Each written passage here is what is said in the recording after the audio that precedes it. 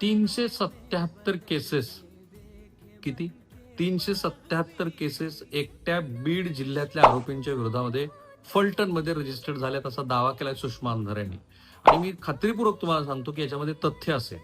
कारण बीड जिल्ह्यातनं जे ऊसतोड मजूर येतात त्या ऊसतोड मजुरांच्या टोळ्यांसाठी काही पैसे ॲडव्हान्सेस म्हणून दिले जातात आणि त्याच्यातनं ते व्यवहार नीट न होणं वगैरे असे प्रकार होतात. मग काय करायचं? तर त्याच्या विरोधामध्ये त्यांना गुन्हे दाखल करायचे आणि त्यांना कधी कारखान्याचीच माणसं पाठवून, कधी पोलिसांना पाठवून त्यांना घेऊन यायचं आणि ते गुन्हे दाखल करायचे. बऱ्याच वेळेला बीड जिल्ह्यात गेलेल्या पोलीस अधिकाऱ्यांच्या सोबत सुद्धा गैरवर्तन घडल्याचे प्रकार आहेत. त्याचा अर्थ सगळा बीड जिल्हा चुकीचं वागतो असा नाही किंवा विशिष्ट समाज चुकीचा वागतो असं नाही. पण ही वस्तुस्थिती आहे की टोळ्यांचे पैसे घेताना मोठ्या अडचणी होतात.